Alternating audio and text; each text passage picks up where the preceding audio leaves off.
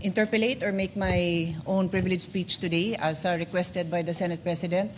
I reserve my right to make the proper interventions at the time that the Senate President and our other colleagues agree upon.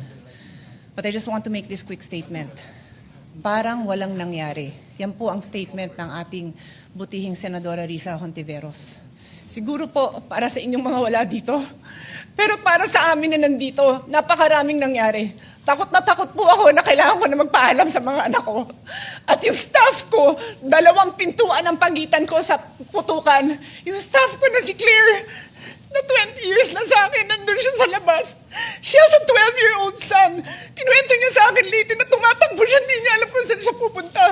Kaya para sabihin niyo na walang nangyari. Napakasakit para sa aming lahat na nandito. And as I said, 2 pintuan na nagpo-protect sa akin sa putukan.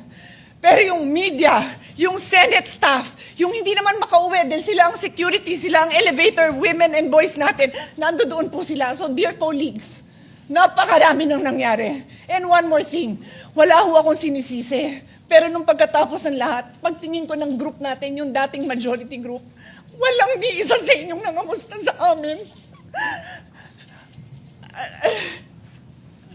Some of you I've known for 20 years, 10 years, and I didn't even hear any of you say, kamusta na kayo dyan? Napakasakit nun sa akin. Sobrang sakit.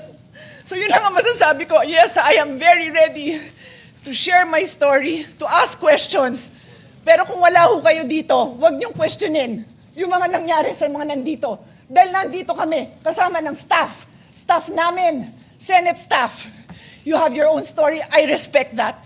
But please respect my own story. Thank you, Mr. President.